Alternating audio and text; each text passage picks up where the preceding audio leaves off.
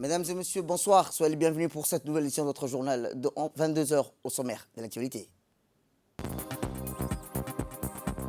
À la une dans l'actualité nationale, première rencontre entre le ministre de la décentralisation et les nouveaux présidents élus des régions.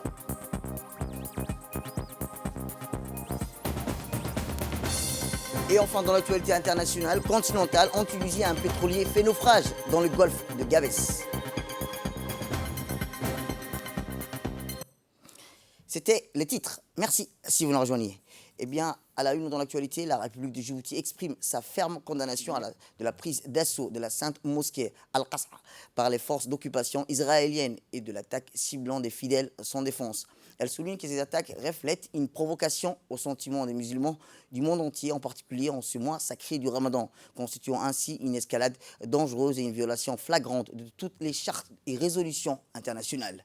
La République de Djibouti appelle la communauté dans ce contexte, j'assume, c'est en particulier le Conseil de sécurité, a-t-il dit international, assure la protection du peuple palestinien, frère de ces lieux et responsabilité d'occupation, et RCS les attaques répétitives des forces israéliennes. Djibouti souligne également sa position ferme et favorable à la cause palestinienne, y compris les plaintes palestiniens aux droits légitimes du peuple palestinien à la création de son État et ses rites religieux sans restriction. Fin de communiqué.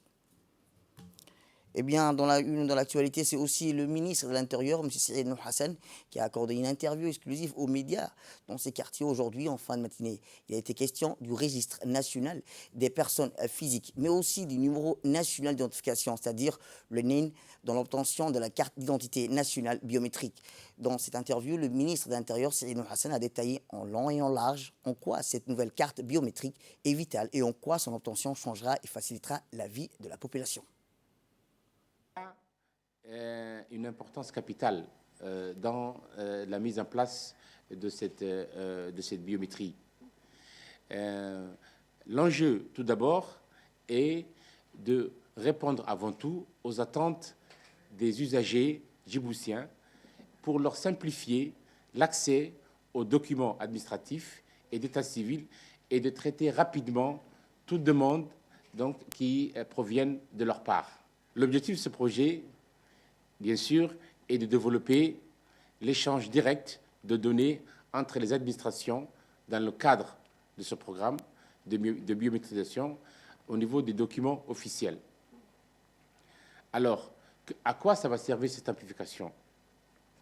Cette simplification administrative prévoit qu'une institution ne puisse plus demander à un usager une information qu'une autre institution détiennent déjà, telle que la carte d'identité nationale, telle que le permis de conduire, tel que le passeport. Si une institution donnée a déjà ces éléments, une fois que la personne aura donné son ennemi, elle peut retrouver l'institution, la deuxième institution en question, en tapant ce numéro, elle retrouve toutes les pièces que cette personne possède. Donc, pas besoin qu'on lui demande est-ce que vous avez votre carte ou votre passeport ou votre permis, etc. Par ailleurs, ces différents projets de numérisation de documents administratifs restent complémentaires parce que vous savez que ici, il y a des documents qui concernent le ministère de l'Intérieur, mais il y a des documents qui concernent le ministère du Budget. Il y a des documents qui concernent le ministère du Travail, tels que la carte CNSS. Et tous ces éléments seront interliés. Et tout ceci sera centralisé par le NNI. Eh bien, vous suivrez l'intégralité de cette interview du ministre de l'Intérieur, M. Saïd Nour Hassan, sur cette nouvelle carte biométrique sur nos chaînes. Autre actualité dans ce 22 heures, c'est aussi le ministre chargé de la décentralisation, M. Qassim Haroun Ali, qui a rencontré ce matin dans son cabinet les présidents des conseils régionaux nouvellement investis dans leurs fonctions Pour cette première rencontre, M. Qasem Ali a voulu donner le cap à juste une semaine de l'investiture du président des conseils régionaux. Après les félicitations pour leur brillante victoire aux élections régionales, le ministre a aussitôt précisé les attentes de la population vis-à-vis du conseil régional et a prodigué des conseils en ce sens. L'ampleur de cette victoire témoigne de la confiance que vos populations ont accordée au programme ambitieux qui était les vôtres. Il vous appartient maintenant de pérenniser cette confiance en étant au service et à l'écoute de vos populations, a commenté le ministre. Et le ministre, dans son langue, a précisé dans le discours, a aussi rappelé l'importance qu'accorde le président de la République, son Excellence Ismaël Merguele, à la satisfaction des doléances qui proviennent des régions. Dans ce cadre, le ministre a précisé qu'il suivrait attentivement et sera intransigeant quant aux solutions et réponses apportées aux doléances transmises au président de la République lors de sa dernière tournée électorale. Écoutons-le. Président, permettez-moi d'abord de vous adresser mes sincères et chaleureuses félicitations pour votre brillante victoire aux élections régionales. L'ampleur de cette victoire témoigne de la confiance que vos populations ont accordée au programme ambitieux qui était le vôtre et qui s'inscrivent dans la feuille de route assignée au gouvernement par le président de la République, son Excellence M. Ismaël Omar Guelleh. Il appartient maintenant à vous de pérenniser cette confiance en étant au service et à l'écoute de vos populations. Rester à l'écoute des autres et servir la population sont les deux qualités qui augmentent la crédibilité d'un élu. La confiance de la population s'obtient par la disponibilité de l'élu à répondre aux besoins exprimés par celle-ci. Elle s'acquiert aussi par la tenue de promesses électorales. Il est important que vous sachiez que son Excellence, le Président de la République, prête une oreille attentive aux doléances qui proviennent de la population. Il attache aussi une importance capitale à la satisfaction de ces doléances. Dans ce sens, je vous exhorte vivement à tenir vos promesses électorales et à œuvrer aux côtés du gouvernement pour trouver des solutions aux doléances transmises au Président de la République lors de la dernière tournée électorale. Le Palais du Peuple a abrité une cérémonie pour élire le président de la commune de Blaus. Cette cérémonie a été présidée par le préfet de la ville de Djibouti, Ousmane Belguiré, et les 68 élus locaux de la commune de Blaus qui ont élu à l'unanimité M. Abdelkader Iman Aden comme président de la commune de Blaus pour les 5 prochaines années à venir. Le président élu de la commune de Blaus a vivement remercié les élus de la commune de Blaus pour la confiance placée en lui. Dans la foulée, M. Ali Adaou Mohamed a été désigné vice-président de la commune de Blaus. Monsieur le préfet, et je remercie aussi les élus locaux qui sont devant nous. Donc nous avons passé une étape. Maintenant, nous sommes tous les élus et je suis tous votre président. Ceux qui étaient avec moi ou ceux qui étaient contre moi. Nous avons fait une campagne exceptionnelle. Donc le peuple nous attend, donc le gouvernement nous attend aussi. Et Inch'Allah, ce qu'on avait promis au peuple, ce que je veux et ce que nous voulons ensemble, main dans la main, on peut réussir. Une seule personne ne peut rien faire. Nous avons les doigts de 5 mains, donc Allah a fait à ce que les 5 mains puissent laver le visage. Donc un seul doigt ne peut rien faire.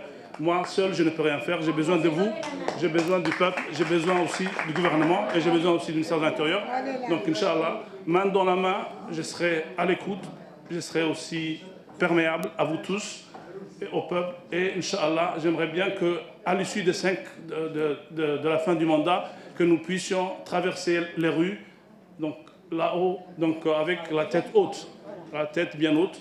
Et Inch'Allah, ce que nous avons promis, nous avons essayé de faire pour le peuple, pour le pays et pour le parti et pour les MP aussi. Le Centre de leadership et d'entrepreneuriat et SOS Village d'enfants ont signé aujourd'hui une convention de partenariat pour une durée de 2 ans dans le cadre du projet d'appui à l'entrepreneuriat des femmes et de jeunes mis en œuvre par le CLE.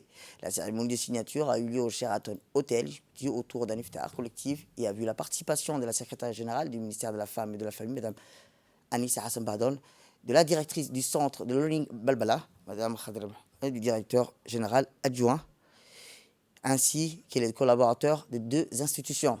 Cette signature a été paraphée par la directrice générale du CLE, Mme Oubah Ahmed Malou, et le directeur des SOS Village, M. Omar Dileiter. Rappelons que SOS Village d'enfants Djibouti et le CLE ont une mission commune qui contribue à l'atteinte des objectifs de développement durable. Les difficultés que rencontre la jeunesse pour entreprendre et obtenir des accompagnements pour concrétiser leurs projets étant une réalité, les deux institutions conviennent de collaborer dans les thématiques relatives à la jeunesse et à leur développement. Eh bien, dans le cadre de cette convention, un appui technique, équipement bureautique permet d'améliorer les services rendus aux bénéficiaires et sera octroyé au centre e-learning de Balbala. Eh bien, le CLE appuiera SOS Village d'enfants dans les activités de sensibilisation, de formation, d'entrepreneuriat, en développement personnel et en développement des compétences numériques. Plaisir pour moi aujourd'hui d'être parmi vous pour signer une convention de partenariat qui va durer 2 ans avec le centre CLE, centre de leadership et d'entrepreneuriat. Et c'est vraiment un immense plaisir pour l'organisation SOS Village d'enfants Djibouti, mais aussi une réelle opportunité pour les enfants de Balbala, nos jeunes, dont nous prenons en charge en termes de formation, d'employabilité, d'entrepreneuriat. Alors c'est un panoplie qui nous est offert par le centre de leadership et d'entrepreneuriat, à savoir 400 jeunes seront formés dans le domaine de l'entrepreneuriat, 1200 jeunes dans le domaine de la sensibilisation, mais aussi des dons de matériel informatique importants seront fournis au centre, mais également nos éducateurs seront formés et puis nous allons revoir le curriculum du centre de Balbala. C'est un immense joie et je voudrais personnellement, au nom de l'organisation SOS Village d'enfants Djibouti et par mon nom propre, remercier le travail acharné que le centre CLE de leadership et d'entrepreneuriat a mené avec nous plus de maintenant 1 année et cela aboutit avec un partenariat qui est assez important pour l'organisation et je voudrais remercier l'organisation CLE pour cette réussite. Eh bien, dans son intervention, la directrice de la CLE a souligné l'importance de cette convention. Elle s'est réjouie d'avoir signé la convention de partenariat pour soutenir les enfants démunis du SOS Village. Elle a rappelé que le rôle de la CLE est d'épauler tout en offrant à ces jeunes les opportunités de création d'entreprise, la formation professionnelle. Et nous sommes très heureux, a-t-elle déclaré, de pouvoir signer cette convention en ce sens. En poursuivant, elle a indiqué que plus de 1500 jeunes seront sensibilisés à l'entrepreneuriat. 400 jeunes seront formés à l'entrepreneuriat et aux compétences numériques. 100 jeunes seront formés à la certification des ICDL afin qu'ils puissent prendre part au large programme. En dernier mot, la directrice n'a pas manqué de féliciter les équipes qui ont travaillé sur la convention de partenariat des deux institutions, en l'occurrence le directeur des opérations du CLE, Cheikh Mohamed, et celle du SOS Village. Direction le Nord, où le complexe Ar-Rahma de Bok a organisé hier, pour le 15e jour du mois béni du Ramadan de l'année 1443, un iftar collectif dans la salle du complexe d'Ar-Rahma de Bok. Le directeur du complexe, Hamdi Raqib, et le directeur de l'école, Ahmed Hashri, ont accueilli les invités et leur ont assuré le devoir d'hospitalité. La cérémonie s'est déroulée en présence de hauts responsables de la région de Bok, à savoir par le préfet Abdelmalik Mohamed Noïta, le président du conseil régional de Bok, M. Mohamed Ismaël, et l'honorable député, ainsi que les responsables des corps armés, le lieutenant-colonel Ilyas, celui de la police, le lieutenant-colonel Kamil, et les notables. C'est dans une atmosphère chaleureuse que se sont réunis au complexe Ar-Rahma et les responsables de la région de la population pour partager ces moments solennels de rupture collective des jeunes en ce mois béni du Ramadan.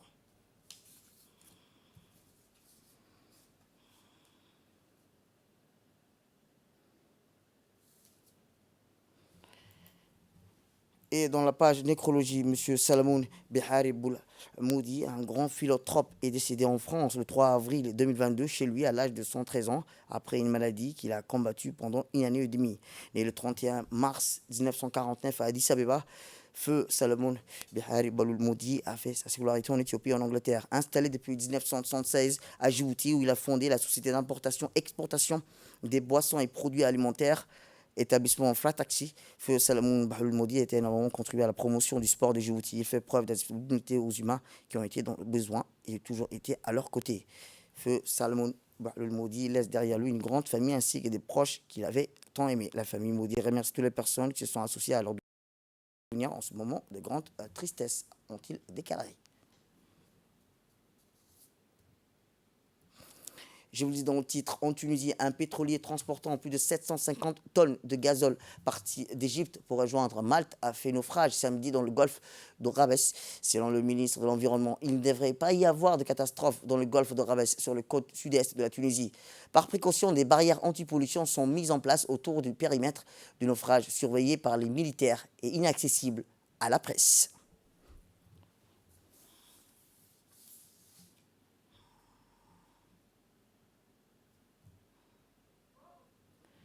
C'est la fin de cette édition. Merci à vous de nous avoir suivis. Restez avec nous pour suivre nos programmes télévisés.